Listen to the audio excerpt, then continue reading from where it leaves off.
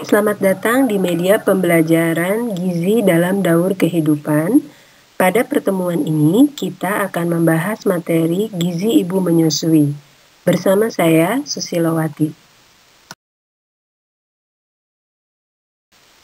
Setelah menonton video ini, diharapkan mahasiswa mampu menjelaskan fisiologi sekresi ASI, mampu mengidentifikasi kebutuhan gizi bagi ibu menyusui, mampu menjelaskan tentang manfaat pemberian ASI, mampu mengidentifikasi faktor yang mempengaruhi produksi ASI, mampu menjelaskan kandungan gizi ASI dan perbedaan antara ASI dan susu sapi, mampu mengidentifikasi langkah-langkah sukses dalam pemberian ASI, dan mampu menjelaskan pengaruh beberapa jenis makanan terhadap ASI. Pada slide ini, kita akan membahas tentang tujuan pemenuhan gizi seimbang pada ibu menyusui. Setelah melahirkan, seorang ibu memiliki tugas atau kewajiban untuk memberikan ASI kepada bayinya.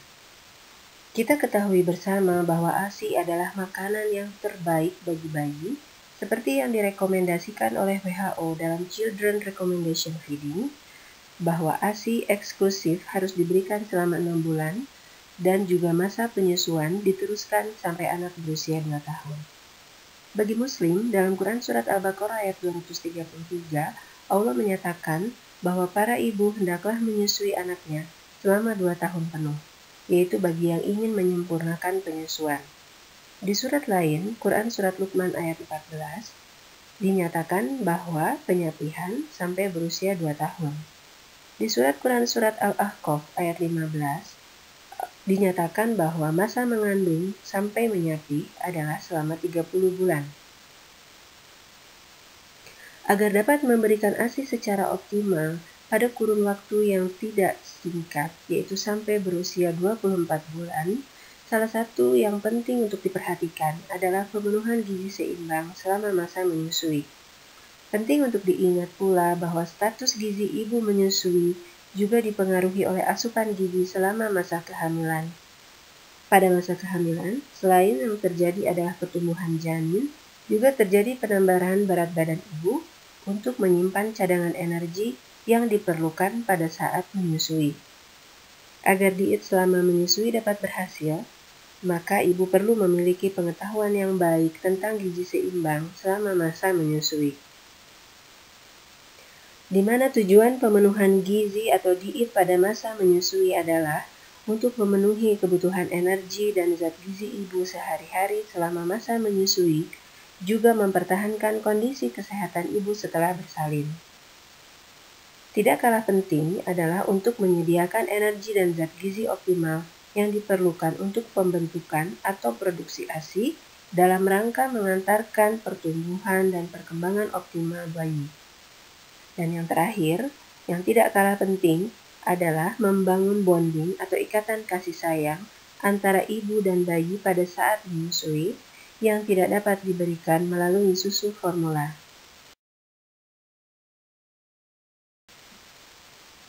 Prinsip diet ibu menyusui pada hakikatnya memberikan batasan, jumlah, dan juga kualitas bahan makanan yang dikonsumsi ibu selama masa menyusui.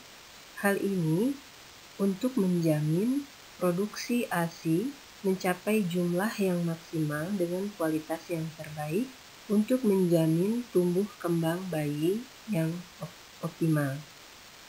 Pada tabel ditunjukkan zat gizi makro dan zat gizi mikro yang perlu ditambahkan selama masa menyusui di semester pertama atau 6 bulan pertama dan juga pada masa menyusui di semester kedua atau 6 bulan kedua. Tabel ini disajikan dengan mengadaptasi dari Peraturan Menteri Kesehatan Republik Indonesia Nomor 28 Tahun 2019. Dengan mengikuti prinsip diet ibu menyusui, diharapkan kebutuhan ASI bayi dapat terjamin melalui asupan gizi yang seimbang selama masa ibu menyusui. Perhatikan tabel ini dengan baik. Tabel ini berusaha menyajikan perbandingan kebutuhan gizi ibu selama masa menyusui dibandingkan dengan pada masa kehamilan dan juga pada masa ibu tidak hamil ataupun tidak menyusui. Yang perlu diperhatikan adalah berapa tambahannya untuk setiap zat gizi dan juga sumber bahan makanan berdasarkan kelompok zat gizinya. Kebutuhan energi ibu selama masa menyusui berdasarkan tabel yang sudah disajikan di depan. Pada semester pertama membutuhkan tambahan 330 kilokalori per hari dan 400 kilokalori per hari pada semester kedua atau 6 bulan kedua. Sedangkan untuk kebutuhan protein memerlukan tambahan 20 gram per hari pada semester 1 dan 15 gram per hari pada semester kedua. Lebih diutamakan dipilih sumber protein yang berasal dari hewani, baru kemudian menyusul protein yang berasal dari nabati. Kemudian untuk kebutuhan lemak di semester 1 maupun semester kedua diperlukan tambahan 2,2 gram per hari. Ibu selama masa menyusui diharapkan untuk mengkonsumsi lemak dalam jumlah cukup dan menghindari lemak jenuh serta mengutamakan sumber makanan yang mengandung lemak tak jenuh ganda. Kebutuhan vitamin ibu saat menyusui mengalami peningkatan, bahkan beberapa kebutuhan jenis vitamin melebihi kebutuhan pada saat ibu sedang hamil. Yang perlu digarisbawahi adalah bahwa vitamin A ini sangat berperan penting untuk tumbuh kembang bayi dan kesehatan ibu, terutama untuk pertumbuhan sel, jaringan gigi, tulang, perkembangan saraf, dan penglihatan, serta peningkatan daya tahan tubuh terhadap infeksi. Kemudian untuk vitamin D, dari ibu menyusui akan diberikan kepada bayinya untuk membantu penyerapan kalsium dan fosfor untuk kesehatan tulang dan giginya. Vitamin B kompleks terutama berperan penting untuk pembentukan sel darah merah dan kesehatan jaringan saraf. Dan vitamin C adalah diperlukan untuk pembentukan jaringan ikat, pertumbuhan tulang dan gigi, dan terutama daya tahan terhadap infeksi dan menguatkan pembuluh darah. Kebutuhan mineral perlu diperhatikan selama masa menyusui.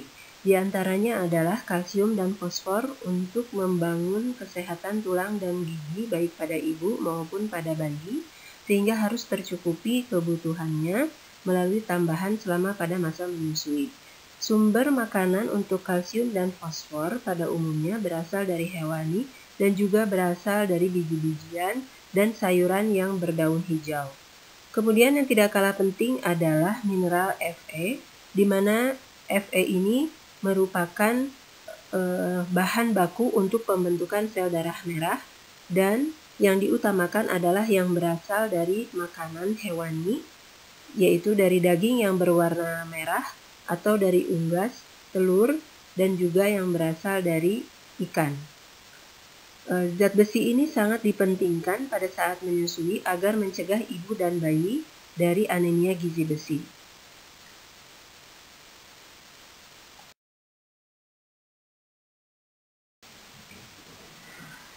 Pengaturan makan untuk ibu menyusui perlu memperhatikan frekuensi makan.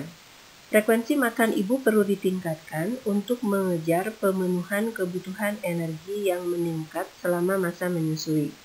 Ibu perlu menerapkan prinsip porsi kecil tetapi sering dan mengkonsumsi makanan yang padat gizi. Makanan dengan porsi yang kecil namun memiliki kandungan energi dan zat gizi yang tinggi cocok untuk dikonsumsi ibu selama masa menyusui. Kita bisa mengambil contoh 1 mangkuk bubur kacang hijau. Ini jauh lebih baik kandungan energi dan zat gizi baik makro maupun mikro daripada 1 mangkuk bubur sumsum. Ibu selama masa menyusui direkomendasikan mengkonsumsi suplemen hanya jika ketika asupan makanan harian ibu belum mencapai dari yang direkomendasikan oleh tabel angka kecukupan gizi selama masa menyusui. Berikutnya kita perhatikan contoh menu seimbang sehari untuk ibu menyusui dengan kandungan energi 2.900 kilokalori. Ibu menyusui Frekuensi makannya dibagi menjadi 3 kali makan utama dan 3 kali makanan selingan.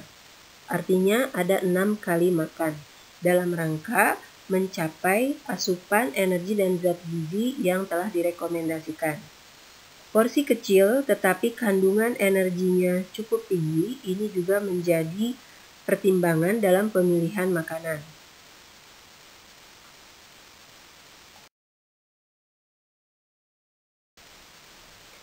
Membahas diet bagi ibu menyusui tidak terlepas dari pembahasan tentang air susu ibu atau ASI. Sekresi ASI merupakan suatu interaksi yang sangat kompleks antara rangsangan mekanik, saraf, dan bermacam-macam hormon. Pengaturan hormon terhadap pengeluaran ASI dapat dibedakan menjadi 3 bagian, yaitu yang pertama pembentukan kelenjar payudara, yang kedua pembentukan air susu, dan yang ketiga adalah pemeliharaan pengeluaran ASI. Untuk yang pertama, pembentukan kelenjar payudara sudah dimulai sejak pada kehamilan pada 3 bulan kehamilan pertama. Tetapi karena masih dihambat oleh estrogen dan progesteron sehingga jumlah prolaktin meningkat, hanya aktivitas dalam pembuatan kolostrum yang ditekan. Pada trimester kedua kehamilan, laktogen plasenta mulai merangsang pembentukan kolostrum. Untuk pembentukan dan sekresi ASI pada seorang ibu menyusui dikenal 2 refleks yang masing-masing berperan sebagai pembentukan dan pengeluaran air susu, yaitu refleks prolaktin atau yang disebut milk production, ini melibatkan sekresi hormon prolaktin. Kemudian untuk refleks letdown, ini melibatkan sekresi hormon oksitosin. Yang selanjutnya adalah pemeliharaan sekresi ASI. Jika ASI tidak dikeluarkan, maka sirkulasi darah kapiler akan berkurang sehingga menyebabkan terlambatnya proses menyusui. Berkurangnya rangsangan menyusui oleh bayi, di mana bayi tidak mengisap payudara ibu, kemudian frekuensi isapan yang kurang pada waktu menyusui juga akan mengurangi pelepasan prolaktin dari hipofisis sehingga produksi ASI akan berkurang.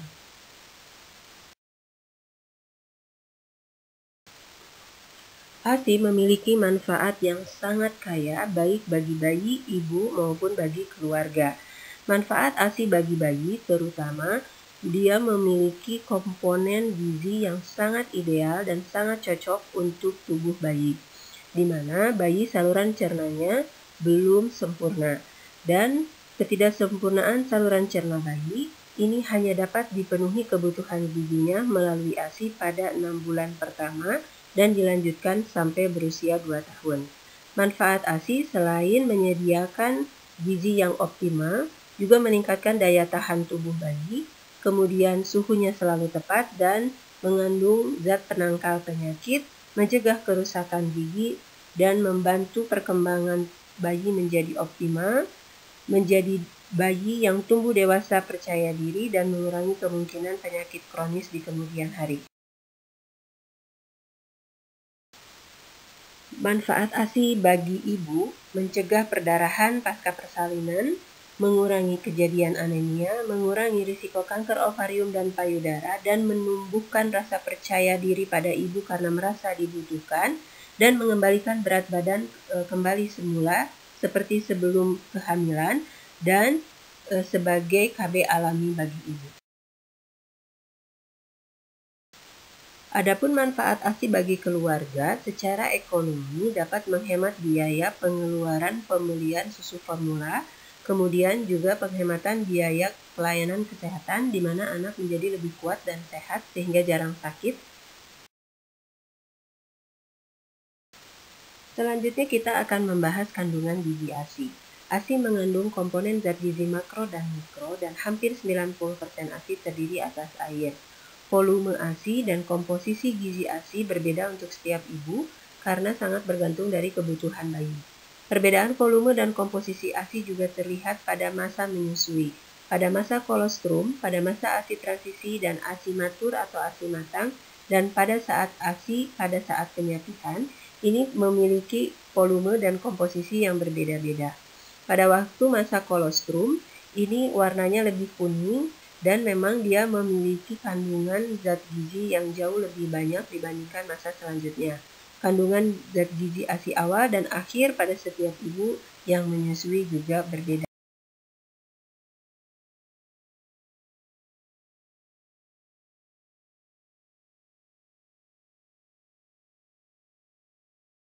Pada slide ini disajikan tabel perbandingan kandungan gizi ASI dengan susu sapi. Seperti telah kita ketahui bersama bahwa ASI adalah makanan yang paling sempurna untuk bayi sampai anak berusia 2 tahun, meskipun setelah 6 bulan perlu mendapatkan tambahan makanan pendamping ASI. Tabel ini menunjukkan betapa kandungan gizi ASI mampu memproteksi bayi dari berbagai macam penyakit yang berkaitan dengan saluran pencernaan atau infeksi saluran pencernaan, dan juga menunjukkan bahwa kandungan gizi yang terkandung dalam ASI adalah yang terbaik dan paling sempurna sesuai dengan kondisi fisiologi pencernaan bayi. Ada banyak faktor yang berpengaruh terhadap produksi ASI. Di antaranya adalah makanan. Ketika konsumsi makanan atau gizi ibu seimbang atau optimal, maka produksi ASI akan maksimal. Kemudian ketenangan jiwa dan pikiran. Ketika ibu jiwanya tenang, tidak stres, maka produksi ASI akan optimal. Penggunaan alat kontrasepsi hormonal juga mempengaruhi produksi ASI karena produksi ASI juga terkait dengan proses hormonal. Kemudian perawatan payudara atau breast care. Semakin melakukan breast care dengan baik, dengan dimasas, dibersihkan, maka produksi ASI akan semakin lancar. Anatomi payudara juga mempengaruhi. Ada di antaranya ibu yang memiliki puting yang masuk ke dalam. Ini juga sangat mempengaruhi sehingga bayi tidak bisa menghisap ASI dari payudara ibu. Faktor fisiologi atau kesehatan ibu, juga pola istirahat ibu sangat mempengaruhi produksi ASI. Faktor isapan anak, ini artinya semakin sering anak menghisap payudara ibunya dan semakin lama durasinya, maka akan mempengaruhi sekresi prolaktin dan oksitosin. Kemudian obat-obatan, ada beberapa jenis obat yang menghambat sekresi ASI sehingga ibu selama masa menyusui tidak boleh sembarangan mengkonsumsi obat, harus di dalam pemantauan dokter. Berat badan lahir, jika berat badan lahir bayi sangat rendah, biasanya juga mempengaruhi kekuatan bayi dalam menghisap payudara ibu, sehingga berpengaruh terhadap produksi ASI. Umur kehamilan saat melahirkan juga mempengaruhi. Semakin tua usia ibu pada saat hamil, ini juga mempengaruhi produksi ASI. Umur dan paritas, juga konsumsi rokok. Konsumsi rokok ini jelas mempengaruhi sekresi ASI ibu. Kemudian alkohol, stres dan penyakit akut, serta pil kontrasepsi.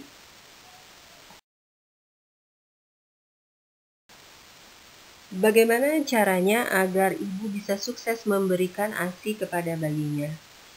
Tentu ini sangat diharapkan, diantaranya ada beberapa yang diperhatikan. Yang pertama, harus memberikan ASI sampai bayi merasa puas dan berikan sesuai dengan keinginan bayi atau on demand. Dan jangan dilupakan adalah ketika lahir pertama kali, maka sesegera mungkin bayi diberikan ASI dalam program yang disebut inisiasi menyusui. Dan ibu harus yakin bahwa ASI adalah makanan yang pertama dan satu-satunya yang paling ideal bagi bayi. Selain itu harus memilih sarana pelayanan kesehatan yang mendukung program IMD maupun program ASI menyusui. Ibu juga harus menyiapkan pengetahuannya tentang manfaat ASI dan bagaimana agar menyusui bisa sukses, dan dari pelayanan kesehatan juga harus memberikan konseling yang cukup kepada ibu selama masa menyusui. Ibu juga perlu diberikan pelatihan tentang teknik menyusui yang benar, karena posisi menyusui yang benar ini juga akan mempengaruhi keberhasilan menyusui. Jangan dilupakan adalah rooming in atau rawat gabung, sehingga memang perlu dipilih sarana pelayanan bersalin yang mendukung kesehatan ibu maupun juga bayi. Ada beberapa yang harus diperhatikan ibu ketika masa menyusui. Yang pertama adalah kafein. Kafein ini jika dikonsumsi berlebih oleh ibu selama masa menyusui bisa menyebabkan bayi menjadi tidak tenang dan hiperaktif. Kemudian juga untuk alkohol. Alkohol ini juga akan masuk ke dalam ASI baik dari ibu yang mengkonsumsi alkohol selama masa menyusui. Perlu waktu sekitar 2-3 jam untuk menurunkan kadar alkohol dalam tubuh ibu. ASI yang mengandung alkohol akan membuat bayi tidur lebih pulas, tetapi juga dapat menurunkan kemampuan kognitif bayi sejalan dengan bertambahnya usianya. Nikotin juga perlu dihindari oleh ibu selama masa menyusui. Artinya, selama masa menyusui sebaiknya ibu tidak merokok karena kandungan nikotin dalam ASI 1,5 sampai dengan 3 kali lebih besar daripada kandungan nikotin yang ada dalam darah ibunya. Sehingga perlu waktu 95 menit sebelum ibu menyusui. Kemudian, makanan yang menghasilkan gas juga harus dihindari selama masa menyusui dan makanan yang dapat menimbulkan alergi. Di slide ini, yang ditampilkan adalah promotor ASI. Promotor ASI ini dipercaya mengandung steroid dan polifenol yang penting untuk membantu meningkatkan hormon prolaktin, yaitu hormon yang berperan dalam merangsang sel-sel payudara ibu untuk membantu meningkatkan produksi ASI. Jadi promotor ASI ini justru direkomendasikan untuk dikonsumsi selama ibu menyusui. Promotor ASI bisa diperoleh dari sayuran yang berdaun hijau seperti daun katuk, daun kelor, daun bayam, daun pepaya, daun singkong, dan sayuran lain yang berdaun hijau.